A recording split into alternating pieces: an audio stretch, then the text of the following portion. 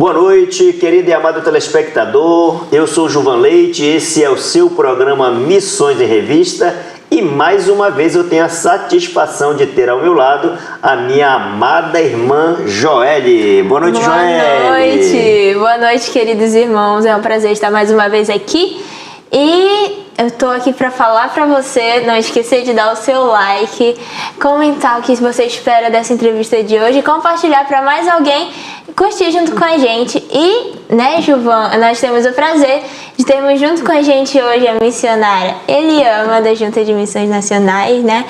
E, Eliama, a gente queria que você se apresentasse. Quem não te conhece, quem que é você, como que foi sua infância, né? Esse contexto que você cresceu, fala pra gente. Olá, boa noite. Boa noite. Eu sou cristã praticamente desde criança. Minha mãe, ela... Sabe aquelas crianças que a mãe leva? Sim. E dá pro pastor orar?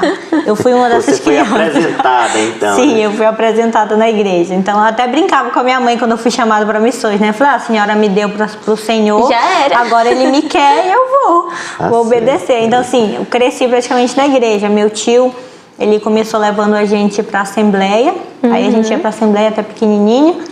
Aí depois a minha mãe chegou e falou, olha, o avô de vocês era missionário da Igreja Batista, então a gente vai ser da Igreja Batista. Então a Igreja Batista bem ali, a gente vai pra lá. Eu amei a Igreja Batista, assim, me identifiquei muito. E aí uma das coisas que eu sempre amei na igreja foi realmente a questão do trabalho missionário. Eu amo o trabalho missionário batista. Eu amo o amor que o povo batista tem por missões. E eu vi isso na minha igreja. Então eu cresci dessa forma. Minha igreja tinha congregações, eles tinham... Eu conheci um missionário também, fazia muita viagem missionária e sempre que eu podia eu estava lá. Então eu cresci mais dentro da igreja. Várias memórias que eu tenho assim da infância é dentro da igreja, assistindo videocassete de historinha bíblica. Nossa. Então foi bem... Minha infância foi assim. Tu és amazonense não, né? De coração, sim. Mas eu sou paraense, sou de Santarém. Fui batizada aos 18 anos, né, na minha igreja. Qual é o nome dessa 18 igreja? anos, aos 12 anos eu fui batizada. E o nome da tua igreja? É a Igreja Batista Ebenezer. Lá em Santarém. Lá em Santarém. Aí fala mais. Tu cresceu lá nessa igreja batista? Sim. Começou a frequentar lá com quantos anos? 8 anos, mais ou menos, 7 a 8 anos. Aí se batizou com 12. Batizei com 12 e aí eu vim pro projeto com 22 anos. Então essa parte toda da minha vida foi na igreja. Lá, né? Eu não desviei, nunca me desviei, nunca. Eu cresci realmente na igreja e continuei na igreja. Né? Sim. E aí foi bem legal porque eu ia pra escolinha desde pequenininha, né? Sim. E eu amava o culto infantil. Eu amava tanto o culto infantil que eu não queria sair do culto infantil. E aí o que eu fiz? Esperta, né? Eu propus para a professora da escolinha ser ajudante dela. Sim. Aí eu fui ajudante dela e eu já praticamente da classe eu já virei uma ajudante da professora e virei professora. Aí fiquei nisso a vida inteira. Aí trabalhei em várias coisas na igreja, né? Como eu cresci lá, aí eu fui do Ministério de Louvor, eu fui primeira secretária, eu era promotora de missões, eu era professora de crianças, eu ia pra congregação também quando dava. Que bem. Então eu amava estar na igreja, envolvida em tudo que acontecia. Limpava a igreja, ajudava a ornamentar a igreja. Ai, que E qual é a cidade? Tudo que eu podia eu fazia. Santarém. Santarém, Pará, né? Santarém. Foi. E... Ai, como que é? Tu tava lá em Santarém, né? Lá na tua igreja. E o Projeto Radical. Como é que isso aconteceu? Como tu conheceu? Como que aconteceu esse encontro aí? Na verdade, assim, eu sempre amei missões. Sim. E todo mundo virava pra mim, como eu fazia tudo na igreja, né? Já a pessoa, falava. dá pra ser missionária.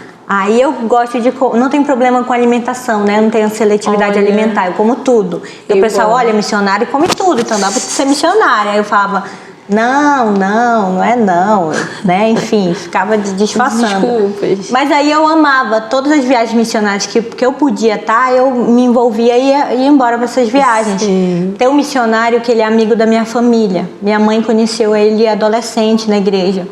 E ele é um missionário da Junta também, o nome dele é Josias, e o nome da esposa é Eliene.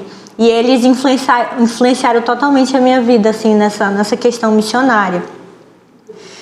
eles faziam viagens missionárias e tinha uma congregação no interior do Pará. E sempre quando eles iam, eu ia também. Então, eu meio que ajudei também na plantação da igreja. Assim, eu tenho um carinho muito especial para essa igreja, porque eu ia muito lá.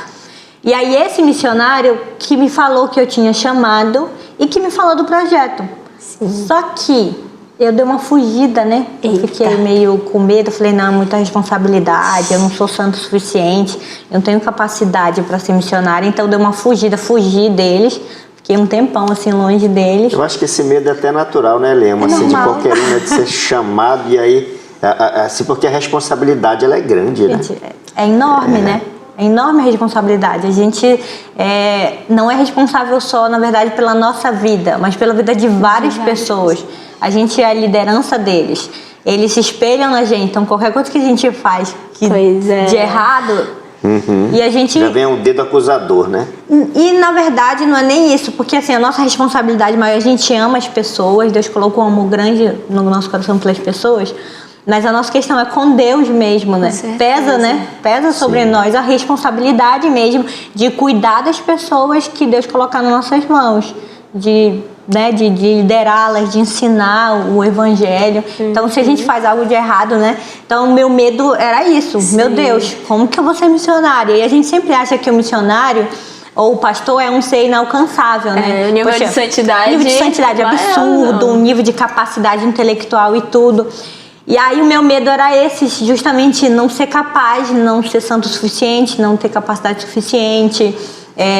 Eu tinha umas desculpas também parecidas com as de Moisés na questão da dicção. Minha dicção é péssima, né?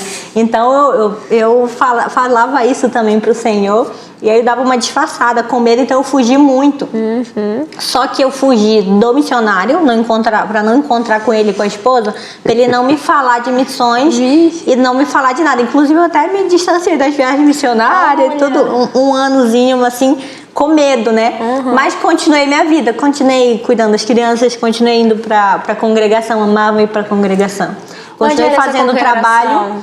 Era numa estrada lá perto da minha cidade. Então, todas as vezes, muitas pessoas não queriam muito ir porque era longe. O ônibus não chegava até lá. Então, se a gente fosse de ônibus, tinha que parar um tempo antes e ir andando o restante, uma estrada de chão, né?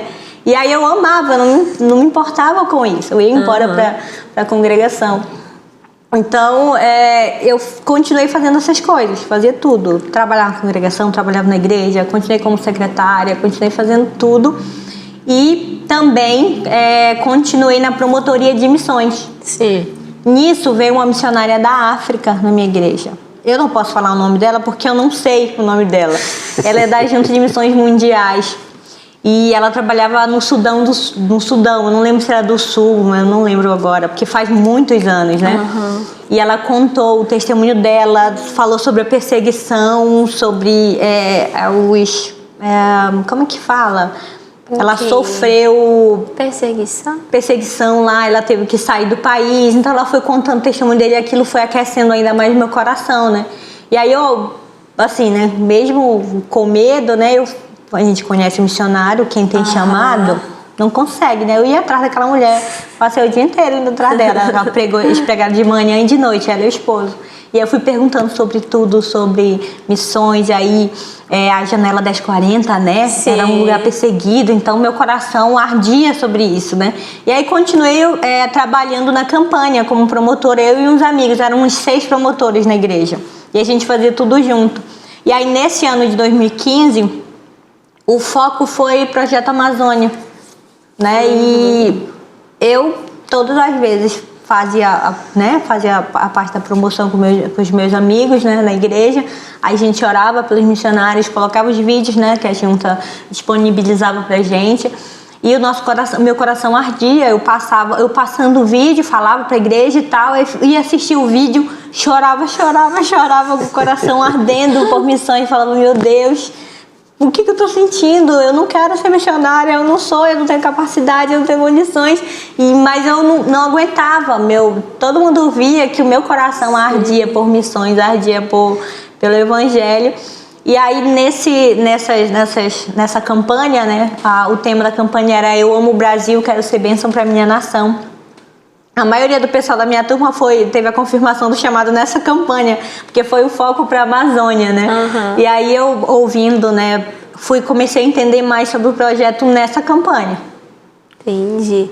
Sobre o projeto radical, né? Isso. Mas aí tu estava meio relutante, todo mundo via, mas tu não queria aceitar. Todo mundo, meu pastor, minhas amigas, minhas irmãs. Mas aí, em que momento virou a chave na tua cabeça para tu conseguir realmente aceitar que era aquilo que Deus queria para tua vida? Lembra do missionário que eu falei? Sim. Irmão Josias? A gente fazia muitas viagens missionárias. E era assim, uma viagem era bem legal. A gente viajava para uma cidade pequena do Pará, só que parou, infelizmente, isso aí lá. Acho que era Desafio Missionário, alguma coisa assim, o nome desse projeto, da juventude do Baixo Amazonas, sim, do Pará. E aí a gente ia para uma cidade pequena. Nesses dias que a gente estava lá, a gente fazia algumas ações sociais, fazia ações evangelísticas no local e finalizava o dia com um culto, pregação evangelística. Eu era ministério de dança também, aí eu dançava lá, ou cantava, fazia alguma coisa do tipo, né, nesses períodos. E, assim, trabalhava, fazia tudo o que precisava, trabalhava com criança, era muito legal, assim, o desafio missionário. Só que sempre era para fora, né? O evangelismo, o trabalho com as crianças, a ação social, o culto. Só que teve um dia que foi uma coisa mais interna, né? Eles pegaram todo mundo que foi pro desafio, colocaram na igreja, né? E começaram a pregar sobre o chamado. Irmão Josias, pregando sobre o chamado de quem? De Moisés. Eita. Êxodo 3 e 4. E aí ele começou a pregar. E assim, as desculpas que Moisés dava para Deus eram parecidas com as minhas. Uhum. O medo, e aí, o medo te de não ser identificando cada vez mais Moisés. E aí eu falei, meu Deus do céu. E aí eu tinha feito um compromisso com o Senhor. Sabe quando a gente finge que Deus não tá falando com a gente? A gente fala, não, mas eu não tenho certeza, eu acho que é coisa da minha cabeça. E falta só aparecer um letreiro assim na nossa frente, Deus falando, exatamente, né? Só faltou isso, um letreiro na minha frente real. Vai pro Projeto Amazônia, você é chamada sim para missões e pode ir. E para de fingir que você não está escutando, né? E aí eu fiz um compromisso com Deus. Eu falei, Senhor, é o seguinte, eu não sou capaz, eu tô com medo, eu não sou santo o suficiente, eu não tenho um grau de conhecimento elevado que eu achava que o pastor e o missionário precisava ter. Precisava ser uma pessoa totalmente diferente, precisava ser uma pessoa mais pura, mais santa, mais... assim, quase beirando a perfeição, né? A gente tem essa ideia de que o pastor missionário é assim. Eu falo, eu não sou assim. Eu tô lutando aqui pela santidade, como todo mundo. Eu procuro o Senhor, eu busco o Senhor, mas eu não tenho esse grau de santidade, de nada, de capacidade, na verdade, né? Eu não tenho capacidade, Senhor. Mas se o Senhor quiser que eu vá, eu quero que o Senhor fale. Já tinha falado claramente, né? Mas eu quero que o Senhor fale claramente comigo nesse lugar. Os dias foram passando, eu não tinha falado nada na minha cabeça. Estava amando, mas até então não tinha acontecido nada. Aí chegou nesse dia da pregação interna do nada, que não estava no programa. Não estava no programa, não sabia que ia ter isso. E aí ele começou a falar sobre Moisés. Eu, como já tinha feito um compromisso com o Senhor, e Deus falando comigo. Parecia, gente, que a mensagem era para mim. Muita gente foi confirmado o chamado naquele dia, mas não parecia que era para ninguém, parecia que era direto para mim. Sim. E aí no final de toda a pregação, o apelo foi o seguinte, começou aí o pessoal, né, que tinha sido chamado para pastoreio, para missões, e aí o missionário José simplesmente falou bem assim, mas falta você, o Senhor está te chamando hoje. Nossa. E eu sabia que quem faltava era eu. E eu colada na minha cadeira ali, né? Segurando, eu falei, não, e chorando já muito, né? Porque... Mas quando ele dizia assim, falta você, o missionário, ele se dirigia a ti? Ou não, ele falava pro geral? Mas parecia que tava falando contigo. Mas eu sabia que era pra mim. Era tu que tava faltando, porque né? Era eu que tava faltando, né? Era eu que tava fugindo, era eu que tava dizendo, me fazendo, como diz o linguajar popular do pessoal daqui, me fazendo de doida, né? Fingindo que eu não tava escutando. Então era eu que tava fazendo isso. Sim. Eu que tava fugindo e eu que pedi pro Senhor falar claramente comigo naquela viagem. Então Deus tava falando comigo. E eu, assim, fingindo que não. E aí ele falou, falta você. Aí eu falei o seguinte pro Senhor. Eu falei, Senhor, eu não tenho capacidade, mas eu vou obedecer, mas eu só vou se o Senhor for comigo. Porque eu não tenho condições de plantar uma igreja, eu não tenho condições de liderar ninguém, eu não tenho condições de fazer esse serviço. Eu não sou digna de fazer esse serviço, né? E aí eu fui e chorei muito, e eu pedi perdão pro Senhor também pelo tempo que eu fugi. Só que assim, Deus é muito perfeito, né? A Eclesiastes fala que tem tempo para tudo, lá debaixo do céu, né? No Eclesiastes 3. E eu entendo que o tempo que eu fugi foi um tempo bom, no sentido de que Deus foi me preparando um pouquinho mais, né? Sim. E aí o legal de tudo isso foi porque o meu grande medo era não ser capaz. E era a minha grande dúvida, eu acho que eu não sou capaz e tal. Só que o mais interessante disso tudo é justamente que realmente eu não sou capaz. Não, e não sou hoje também. A grande questão é que Deus que usa a gente. A gente é um instrumento. Ele usa a gente. Então, a gente realmente não é capaz, a gente não é santo o suficiente, a gente nunca vai ser bom o suficiente, a gente nunca vai estar preparado para ir para o campo missionário, a gente nunca vai ter o conhecimento todo que a gente precisa ter, porque na verdade não é de nós, não é nada de nós. É tudo sobre ele, é tudo dele, é ele que usa, como ele tu que falou, fala. né? É preciso que ele vá com a gente, porque sim. melhor que nada aconteça se a gente for sozinho sem ele, né? Não dá. Melhor não vai dar certo, né? Não tem condições. E isso é bom, né, Joel? Um testemunho desse que serve para aquela pessoa que também nesse momento está passando pela situação que você passou lá. Você está dando esse encorajamento, né, para essa pessoa, para que ela tome também essa decisão de obedecer, se jogar nos braços do Senhor e obedecer, né?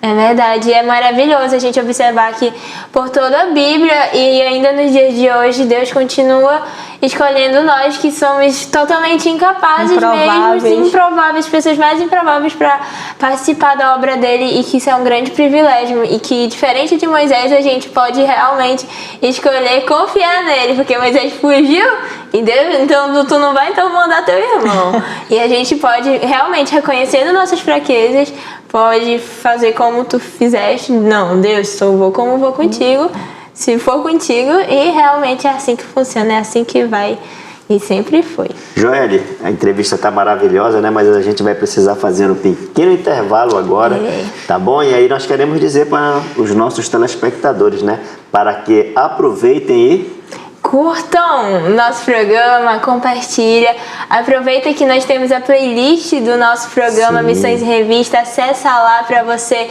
já assistir aqueles programas que você perdeu, e continua aí que a gente já volta com a nossa conversa com a Eliama pra gente continuar sabendo tudo que Deus já fez na vida dela e continua fazendo. Continua aí, já voltamos. Constante TV, uma bênção para você. Voltamos para o segundo bloco do programa Missões em Revista. Joelle. É isso aí, está sendo muita bênção. E bora continuar com a nossa conversa com a missionária Eliama. A gente parou, né? Você entendendo esse chamado relutante, mas realmente vendo que Deus estava falando diretamente contigo. E aí, como é que foi para tu realmente ir para lá? Como é que foi esse processo de... a questão da família também, né? Como é que foi essa... Você... igreja, né? Local, como é que foi? Olha, foi ótimo. Porque assim, quando a gente tem um chamado e a gente desobedece ele, a gente finge que Deus não está falando com a gente e tenta seguir nossa vida normal, a gente não sente paz. Sim. A gente não consegue sentir paz. Eu entrei na faculdade, eu estava com meus planos, minha vida toda organizada, queria ser professora universitária, estava fazendo tudo certinho. Só que eu não conseguia sentir paz na decisão que eu tinha tomado, né? De seguir minha vida sem obedecer o chamado. Eu trabalhava na igreja, como eu falei para vocês, né? Fazia tudo que eu podia na igreja, mas era como se aquilo não fosse suficiente. Porque quando a gente não tá no lugar que Deus quer que a gente esteja... Ele não dá paz pra gente. Não tem como. Então eu não conseguia viver em paz. Então a partir do momento que eu entendi, que eu aceitei, na verdade, o meu chamado e decidi obedecer ao Senhor, então pra mim foi muito tranquilo essa questão minha com o Senhor. Eu senti muita paz. Com a minha igreja também foi tranquilo. Todo mundo olhava pra minha cara, todo né? Todo mundo já sabia. Sabia que uma hora ou outra eu ia aceitar meu chamado. Pela igreja em si, tu já estaria há muito tempo no campo, né? O meu pastor, né? Ele falou assim, minha filha, com certeza eu te abençoo. Eu sei que você tem chamado, eu já tinha percebido isso. Eu que não queria perceber, né? Mas ele já tinha percebido e me abençoou tranquilamente.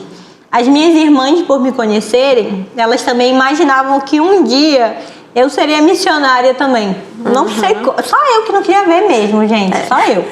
Mas elas já sabiam. A minha questão foi minha mãe e minha avó. Minha avó é o amor da minha vida, né? Sou apaixonada pela minha família, pela minha avó. E a minha avó é muito idosinha, né? Então, eu fiquei com o coração partido de deixar a minha velhinha e sair. Ficar longe, tipo, acontecer alguma coisa e eu não estar perto, ou algo parecido. Então, assim, eu sempre, todo mundo que me conhece, assim, sabe a paixão que eu tenho pela minha vozinha. Ela é lindinha demais, cacheadinha, grisalha, fofa. E, assim, me criou também, né, junto com a minha mãe. Então, ela é o meu amor. Então, foi muito difícil pra mim tomar essa decisão de me afastar dela, né? Eu estava muito convicta. Quando Deus nos dá o chamado, a gente sente, a gente tem convicção. A gente fica com medo de não ser capaz, a gente fica com alguns medos, né, da mudança. O novo dá medo pra gente. O novo, Mas a gente tem certeza do que Deus quer pra nossa vida. Isso é claro, é assim, bem assim, cristalino mesmo. Então eu tinha muita certeza, mas deixar minha avó partia meu coração. Deixar ela me partia muito. Sua avó tá com qual idade atualmente? Agora ela tá com 91. Eita! Tá com 91 anos. Firme e forte. Firme e forte, mais ou menos. Porque ela tá com câncer, né? Então, assim, ano passado eu até fiquei um tempo pra ajudar na quimioterapia e na físio, né? Na batalha. Ela não tá andando mais, tá com cadeira de rodas, assim. Então, assim, ela, assim, meu coração fica partidinho por causa todo mundo sabe. Também, ela? Sim. Glória então, a Deus, tá? É isso que me conforta. Que pode confortar, né? É isso que me conforta. E aí foi uma das coisas mais difíceis. Tanto que quando eu falei pra ela, ela me abraçou e ela falou assim: filha, não vai chorando. Começou. Nossa, eu também, assim, tava desse jeito que eu tô, né? Com o choro entalado aqui. Falando, filha, não vai. Só que aí há pouco tempo a minha irmã tinha lido pra mim um texto de Mateus 10, 37 em diante, né? Que Jesus fala que nem quem ama pai ou mãe ou irmãos não é digno dele. E aí, assim, Deus me ensinou naquele momento que eu precisava amar mais a ele do que a minha avó, amar mais a ele do que as minhas irmãs. Então, assim, foi muito difícil, mas eu tava convicta e eu fui até o fim. A convicção que Deus te dava era maior do que essa tristeza de ter que deixar, né? Sim, meu coração partido. Se eu pudesse, eu trabalharia como missionária, eu estaria lá cuidando da minha velhinha, perto da minha família. Eu sei que você tem toda a certeza de que você está fazendo a obra do Senhor e que Ele está cuidando da sua avó, né? O seu coração está em paz. Não, meu coração está em paz. Só que assim, claro, tem saudade, né? Fica assim, eu fico preocupada, claro, que aconteça alguma coisa. Só que eu entendo que eu estando ou não lá, que foi uma coisa que eu falei com a minha mãe também. Eu estando lá ou aqui, ou no interior, que não tenha sinal, que não tenha nada, o que tiver de acontecer, vai acontecer. Sim. Porque nós estamos no mundo e estamos sujeitos às coisas que tem no mundo. Verdade. E o Senhor é soberano, Ele faz a vontade dele. E nós estamos aqui de passagem, né? Sim, somos peregrinos, né? Nessa terra, certeza. Né? E Deus, Ele cuida dos nossos melhor do que nós. É verdade. Então, assim, melhor do que eu cuido da minha avó, melhor do que eu trato ela, Ele cuida. Então eu tenho certeza que ela está sendo bem cuidada pelo Senhor. É o Senhor que cuida dela. Ela é uma mulher de fé, uma mulher que eu admiro muito. Então eu sei que o Senhor cuida da minha vozinha. Então isso me traz paz. Aí buscai primeiramente o reino de Deus e todas as outras coisas vos serão acrescentadas. Quer dizer, o cuidado para com a sua avó, Deus está providenciando, né? Com certeza. Independente, como você disse, você estando lá ou não. É Ele o que cuidado cuida. está sendo acrescentado, né? É o que uma amiga minha falou, que onde a gente pode faltar, o Senhor nunca vai faltar. Nunca. E é verdade isso. E aí, como é que foi pra realmente lá em Santarém chegar até aqui? Foi aí assim, a minha mãe, eu estava na faculdade, então eu tive que... Eu ia só trancar, que era um federal, Você fazia né? concurso? Fazia história, eu era professora, já dava aula, era professora particular também. Já acho que dava aula já há uns 2 anos porque a gente pode começar a trabalhar logo no início da faculdade, né? Do curso, quando é licenciatura. Então eu já trabalhava normal. E aí o que eu ia fazer? Eu ia trancar só, entreguei meus alunos particular, né? Ia trancar, aí como é federal, a gente pode ficar por 2 anos e depois voltar. Aí o projeto era 2 anos, então eu ia trancar, falei com a minha mãe, né? Porque a minha mãe não estava muito a favor, porque ela não queria que eu saísse da faculdade, né? Aí eu ia voltar com os 2 anos, né? Que terminasse o projeto, só que eu não voltei. Quer dizer, eu voltei, mas eu fui de férias, né? Com passagem de ida e volta pra cá, né? Pra continuar. Então, assim, foi bem complicado essa parte. Mas, assim, eu saí de casa. Aí o processo é o básico, né? Pra entrar no projeto. Precisa de uma carta de recomendação da igreja. Precisa fazer alguns exames, pegar alguns documentos, né? E o processo é intuitivo, é fácil. A gente tomar algumas vacinas, né? Sim, tomar algumas vacinas e tudo mais. Então, assim, é bem tranquilo essa parte, né?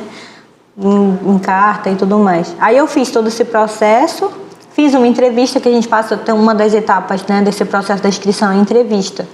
Aí eu fiz a entrevista e aí a gente precisa levantar um sustento pra gente. A minha igreja é muito pequena, então ela não tinha como me adotar integralmente. Como eu ajudava, eu trabalhava, era envolvida na igreja totalmente e envolvida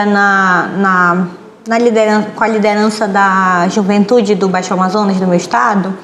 Então eu conhecia pessoas em outras igrejas. E o que eu fiz? Eu não sabia o que era na época, né? Mas foi tipo uma promoção missionária. Eu saí, o missionário me ajudou, o missionário Josias e a esposa. Aí eles me ajudaram. Aí eu fui nas igrejas e falei do projeto, eu falava do meu chamado e pedia para eles me adotarem no PAN. Aí eu consegui o valor, né? Quase todo na época. Aí eu consegui o valor e aí consegui me inscrever e vim pra cá em 13 de fevereiro de 2016. E como é que foi essa tua adaptação? Foi diferente o contexto? Já tinha vindo a Manaus já alguma vez? Nunca. Eu viajava só por lá, na né? Tua região mesmo, isso, né? Na minha região. Aí foi muito diferente pra ti? Tu conseguiu se adaptar bem? Então, eu não tenho... Eu gosto de algumas mudanças. Sim. Eu não tenho muito problema tanto de adaptação, na verdade, né? Eu gosto de entender, de conhecer, eu sou meio curiosa, né? Então eu vou perguntando e tudo mais. E a região, eu sou da região norte, né? Então não é tão diferente. Só que o que aconteceu? Meus primeiros 5 anos, eles foram em comunidade próxima a Aquari, que é mais interior do que Manaus é a capital, né? Então lá, por ser mais interior, é bem diferente. Tu foi pro interior de Quari, né? Sim. Quari já é o interior do Amazonas. Sim. Tu foi pro interior do interior, Sim, né? eu fui para uma comunidade ribeirinha. A primeira comunidade que eu trabalhei foi Itapéua. E aí foi muito engraçado, porque eu nunca saí do Pará. E aí cada estado tem o seu modo de falar, tem, né? E aí eu descobri, ninguém entendia o que eu falava, porque eu sou paraense, né? Tu não entendia ninguém. E eu não entendia ninguém, só que eu perguntava tudo. E aí é engraçado porque numa comunidade mais de interior é como se fosse tipo um outro dialeto, tem muitas palavras diferentes. Individuais mesmo da comunidade, né? Sim, mas eu ia perguntando. E isso é até bom porque o nosso trabalho é diretamente com relacionamento discipulador. Sim. Então o que a gente faz? A gente busca desenvolver um relacionamento de amizade com as pessoas para nessa caminhada, nesse contato assim meio que diário, a gente transmitir verdade e vida, a gente transmitir Jesus. Então a gente discipula a pessoa mesmo sem ela saber que está sendo discipulada. Né? Então essa é a nossa estratégia de trabalho. Então o fato de eu não saber as coisas e eles não entenderem também foi bom, porque isso me ajudava a me aproximar. Né? Eu pergunto tudo. E aí eu ia pra roça com eles, eu ia pescar, eu ia plantar milho. Eu sei plantar milho, aprendi a roçar com teçado. Olha, capinar com teçado, né? Aí, isso tudo assim, eu não ia fazer porque era legal. Eu não ia pra casa de farinha porque era legal. Apesar de gostar disso, né? De estar com eles, de fazer as coisas com eles. Não ia descascar mandioca porque eu achava legal. Apesar de achar o máximo sair com eles, passar o dia inteiro na roça. Eu fazia isso porque eu queria me aproximar deles para transmitir Jesus. Sim. E assim a gente conseguiu se aproximar de bastante pessoas. É o que Junta de Missões Nacionais diz que é a vida na vida, né? Você estava vivendo a vida daquele ribeirinho, né? da mesma forma, mostrando para ele que você não tinha nada de diferente dele, né? Que você também pode fazer o que ele faz, né? E aí você vai ganhando a confiança, né? Como você disse, e assim aproveitando, anunciando Jesus para ele, né? Sim, é porque a melhor do... eu sou muito fã, eu estava falando para uma amiga minha hoje, do pastor Diogo Carvalho, que é um missionário da Junta de Missões Nacionais. E ele fala muito sobre relacionamento discipulador. E aí tem uma frase que é muito difundida no mundo cristão, né, que eu não lembro agora o autor, mas ele fala que pregue o evangelho, se for preciso, use palavras. E aí esse pastor, ele fala justamente, pregue o evangelho, viva o evangelho, mas também use palavras. Então não é só viver Jesus, a gente tem que falar de Jesus. E aí, como eu estava falando com vocês antes, né, da gente começar a gravar, sobre a palavra intencionalidade. Então nós temos que ser intencionais nos nossos relacionamentos. Sim. Eu vou para a roça não porque é legal, porque eu tenho a intenção de, durante esse tempo, estando com eles, eu consigo ganhar a confiança deles e já vou mostrando Jesus. E se eles me derem abertura, claro, eu vou falando de Jesus. Então, assim, a gente precisa aproveitar as oportunidades. E essa estratégia de trabalho da junta é a estratégia de Jesus. Jesus vivia com as pessoas e transmitia a palavra, transmitia a verdade para eles. E essa também é a nossa estratégia. A gente está seguindo o exemplo de Jesus. Jesus foi preparando, né, os seus discípulos durante aqueles 3 anos, né? Ali na caminhada. É verdade. E isso também não quer dizer que o fato de você estar andando, que a pessoa já vai se converter, né? Até porque o próprio Jesus, ele vai dizer para Pedro, né? Que Pedro já estava 3 anos ali com ele, mas não era convertido. Então, assim, o seu papel, o meu, da Joelle, e de qualquer irmão que esteja assistindo o programa e que tenha sido alcançado por Cristo, o nosso papel é esse, né? De anunciar esse Jesus Cristo, o nosso Salvador, né? Com certeza. E Eliama, conta pra gente, pro pessoal que não conhece, o que seria o projeto radical? A gente já ouviu falar que existem fases, né? 3 fases. O que seria pra gente? A Gia gosta de falar, de irmã, que é a nossa coordenadora, né? Ela e o André, pastor André, eles gostam de falar que são etapas, né? São etapas que a gente vai percorrendo durante o projeto. Então, nós entramos como missionários radicais, voluntários, e a gente passa pelo treinamento, e no treinamento é legal, porque como vem pessoas de todo o Brasil...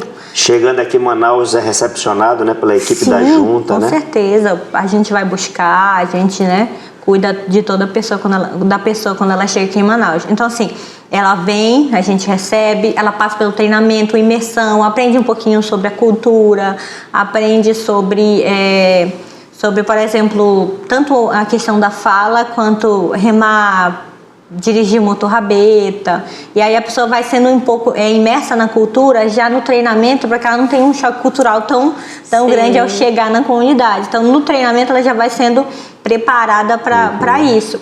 Aí passa o período de treinamento, o projeto é baseado em Lucas 10, quando Jesus envia os discípulos de 2 em 2, né? E aí, depois do treinamento, vai sendo formadas duplas durante o treinamento, e depois do treinamento essas duplas são enviadas para as comunidades. Seria a segunda fase? A entrada no projeto é nesse sentido. Essa dupla, no caso, não pode ser um homem e uma mulher, né? Não, porque vai morar junto, né? Se for um homem e uma mulher, eles serão casados, né? Eles têm que ser casados, né? Isso. Aí, então, mulher vai com mulher para o campo, homem vai com homem para o campo. Até mesmo no centro de treinamento, os alojamentos são separados. São separados, né? Sim. E aí quem é casal, claro, vai junto pro campo, né? Sim. E tudo certo. Aí percorre esse tempo de radical. Depois do tempo de radical, né? Se a pessoa entende do Senhor que ela quer continuar, que ela quer permanecer no projeto, e aí os mentores, né, eles avaliam, né, também o processo da pessoa. É uma coisa em conjunto, o Senhor, a pessoa, a liderança do projeto, e aí conversam. Aí se a pessoa quiser ficar, ela estiver também apta para ficar, ela continua e ela faz uma prova, né, para entrar no Seminário do Sul do Brasil e estudar teologia EAD. Aí esse curso é 3 anos e meio. Então ela permanece no projeto. Aí quando ela entra no seminário, a gente começa a chamar a pessoa de missionária em formação. Então ela entra, só que assim, a gente fala missionário em formação nessa etapa, mas o missionário ele está em formação durante toda a vida. Primeiro na Unimissões, né, que vai estudando cultura e coisas básicas, né, como doutrina, teologia sistemática, né, a pregação expositiva, que é para a pessoa ir sendo preparada realmente para o campo. E aí depois entra realmente no curso de teologia. Depois desse curso de teologia, de novo é feita uma outra análise, né, da trajetória do missionário no campo, pelos mentores, pela liderança. A pessoa também ora ao Senhor, né, para saber o que Deus quer da vida dela, se é para ela continuar ou não. E aí, a pessoa decidindo continuar ou não, tiver o perfil de mentoria, aí ela continua no projeto e ela é contratada e se torna missionária efetiva. E aí o missionário efetivo, ele não é contratado para ele ser mentor. Não, ele já tem o perfil de mentoria, já foi formado na vida dele e ele tem essa possibilidade de trabalhar com a mentoria. E a mentoria nada mais é do que o cuidado. Eu sou mentora da nossa região aqui do Rio Negro, essa região mais próxima aqui a Manaus. E o nosso trabalho é mais nesse sentido, a gente cuida, a gente não sabe tudo, mas por estar um tempinho a mais no campo, a gente tem algumas experiências. E aí a gente pode ajudar o missionário mais novo. É como se os mais velhos cuidando dos mais novos. É uma rede de cuidado. Eliama, nós vamos precisar agora chamar um pequeno intervalo, né, Joélia?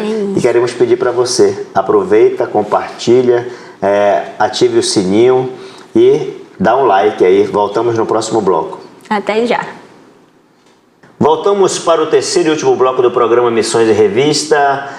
Joélia, tivemos aqui um panorama, né, da vida da Eliama lá no Pará, o chamado dela, né, a chegada até missões nacionais, a questão da sua mãe, né, que não gostaria que ela viesse, a avó que estava ali e hoje está com 90 anos, né, então tudo isso mexeu muito com a Eliama, né, e hoje, 2024, já Eliama formada, já está mentora, né?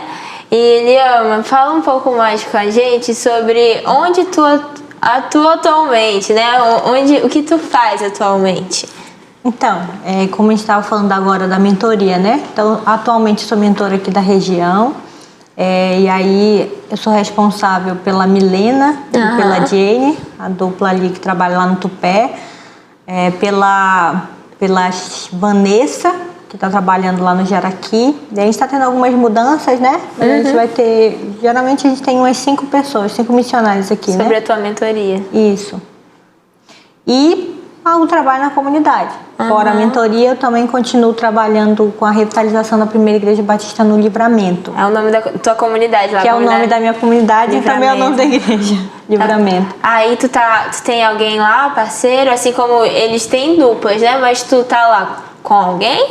Então, quem começou esse trabalho da mentoria aqui foi eu e a Brenda Cristina, missionária. A gente começou o trabalho de mentoria e começamos a revitalização lá na Primeira Igreja Batista no Livramento. A gente foi dupla até esses dias, né, no trabalho, mas atualmente, por algumas questões, eu estou trabalhando sozinha ainda no Livramento durante esse tempo. E aí eu vou ver uma questão de dupla, vai ter algumas mudanças no projeto. Então, atualmente, eu estou sozinha. E que tipo de trabalho tu faz lá, né? É PIB, né, do Livramento? Sim.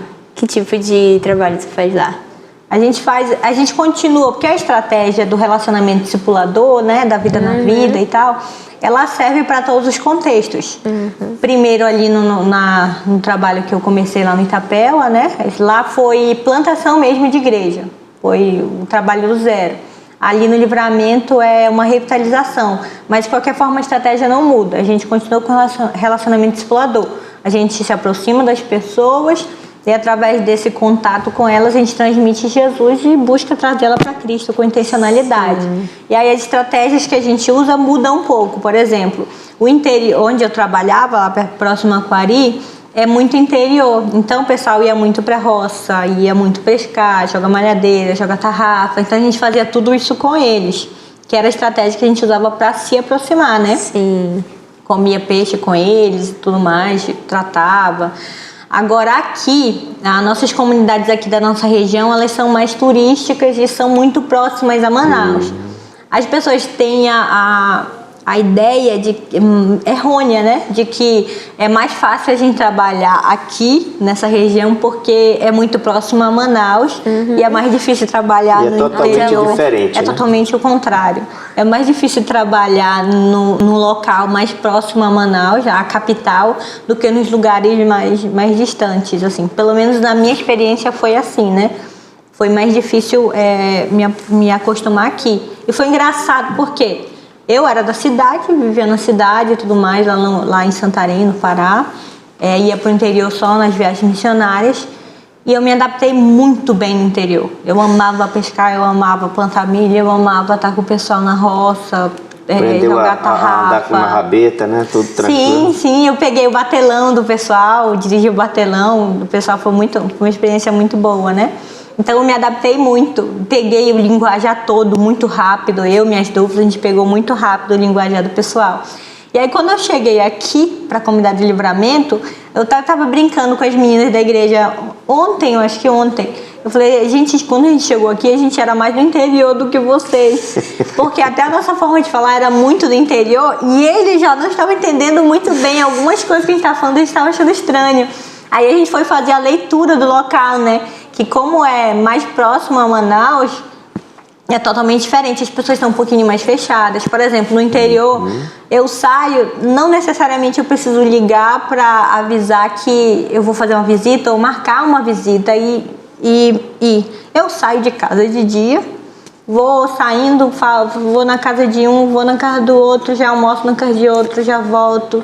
E aí já arranjo uma roça para ir no outro dia. A recepção é totalmente diferente, né? Eles são desconfiados, mas eles te querem por perto para eles te observar. Sim, eles são muito observadores. Sim. Agora, mais pra cá, né, por exemplo, no Livramento, o pessoal já é um pouquinho mais fechado. Então a gente não pode sair sem marcar horário para visita, geralmente. Sim. A gente manda uma mensagem.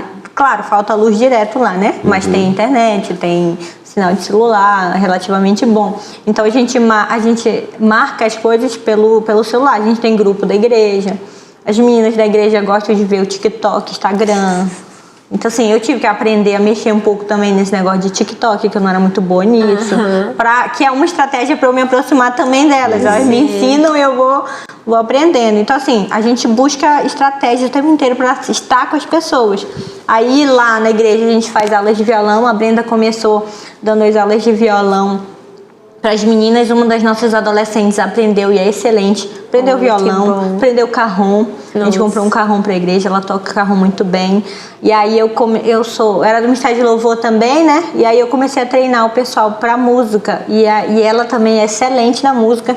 E hoje a Flor, que é o apelido dela carinhoso, a Flor, ela nos ajuda. Ela tá me ajudando a dar as aulas. Ela tá dando aula de carrom. Quando eu não tô na comunidade, ela me ajuda a dar as aulas de violão.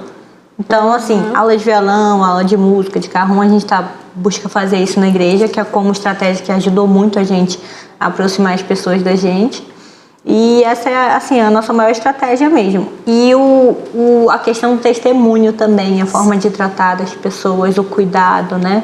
As visitas, né? Estudo bíblico, a gente faz tudo isso.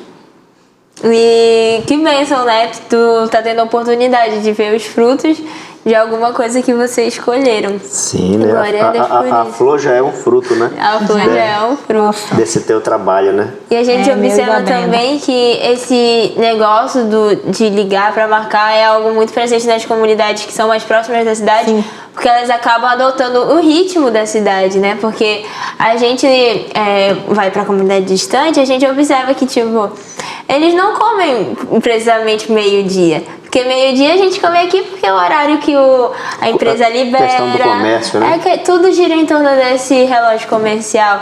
E as coisas não são assim lá naquela comunidade, eles fazem as coisas no horário deles.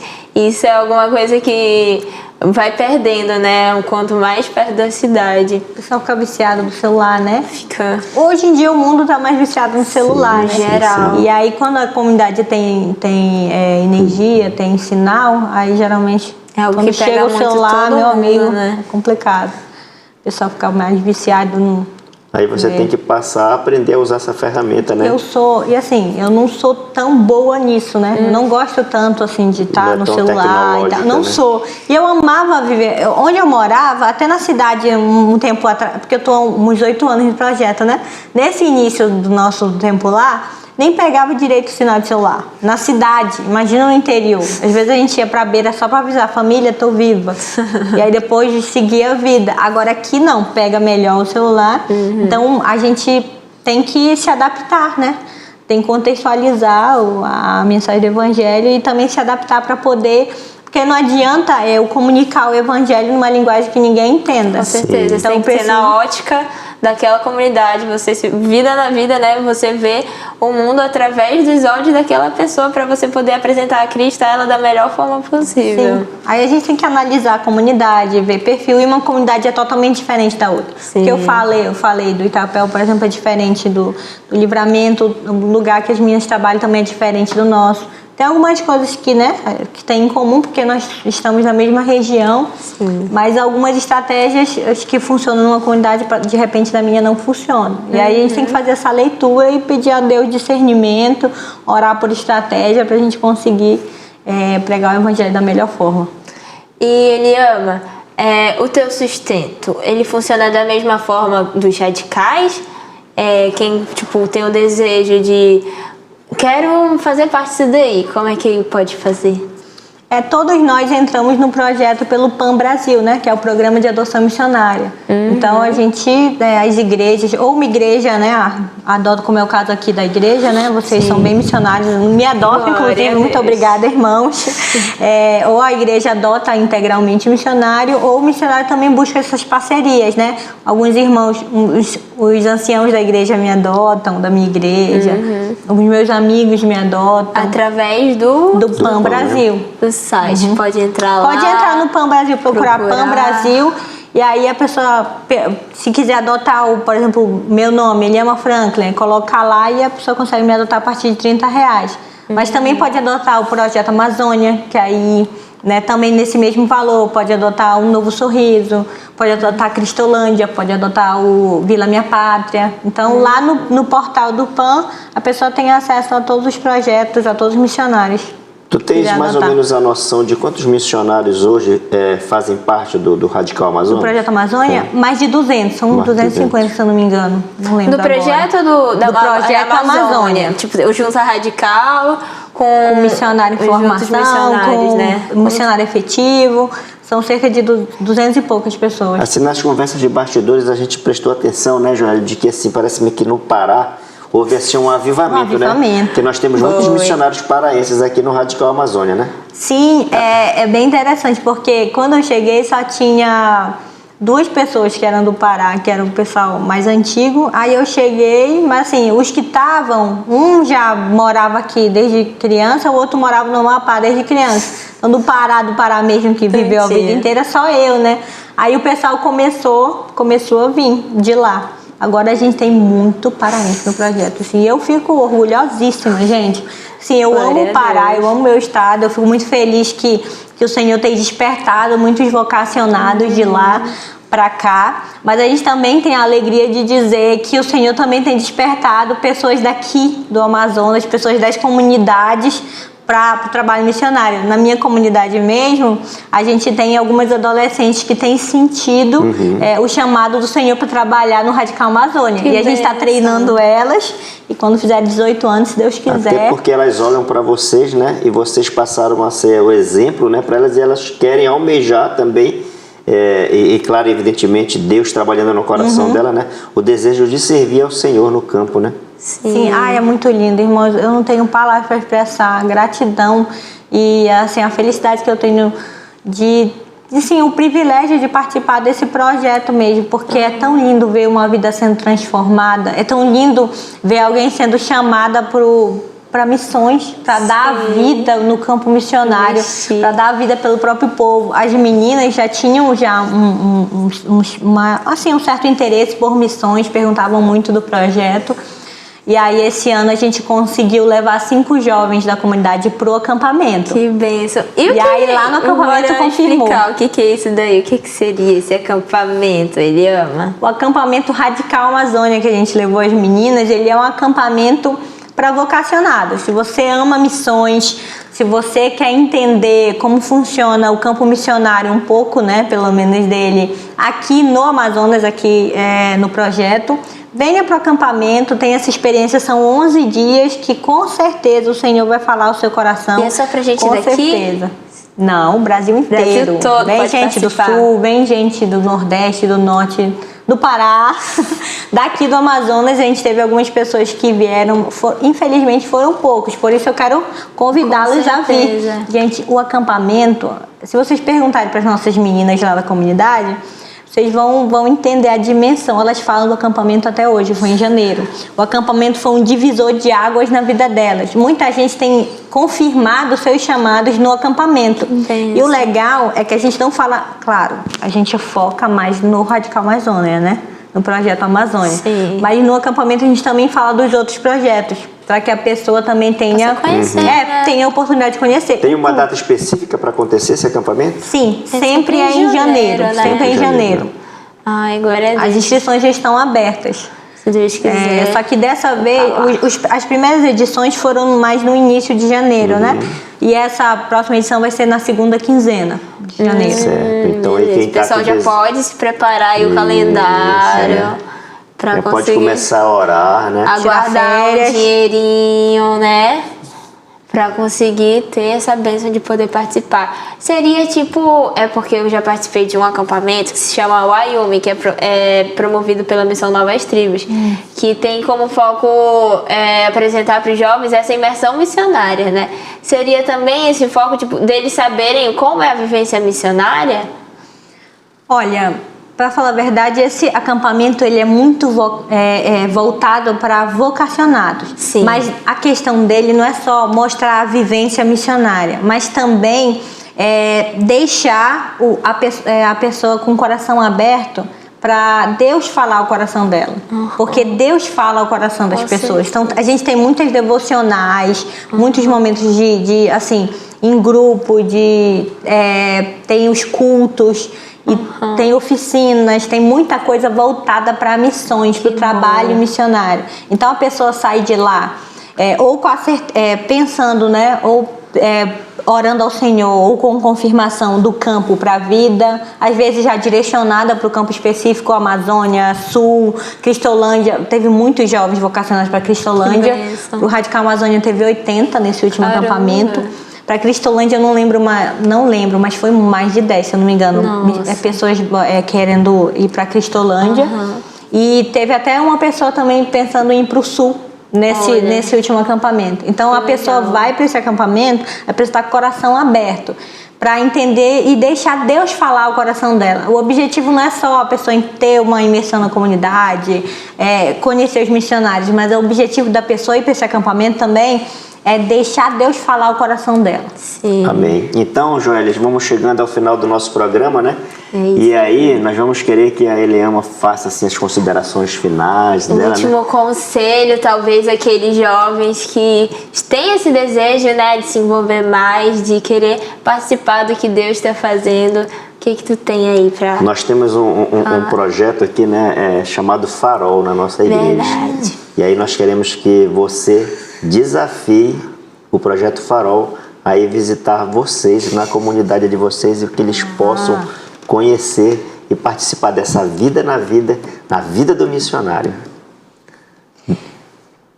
Pode fazer. Irmãos, é o seguinte, primeiro, se você tem o chamado missionário, assim como eu não senti paz até eu dizer sim ao Senhor, eu creio que você também não vai sentir. Então, assim, não resista ao chamado. Se o Senhor está te chamando, não pense em ser incapaz, não pense em não ser santo o suficiente, mas lembre-se que é o Senhor que capacita, é o Senhor que vai... Você só precisa se colocar à disposição do Senhor para ser um instrumento dele.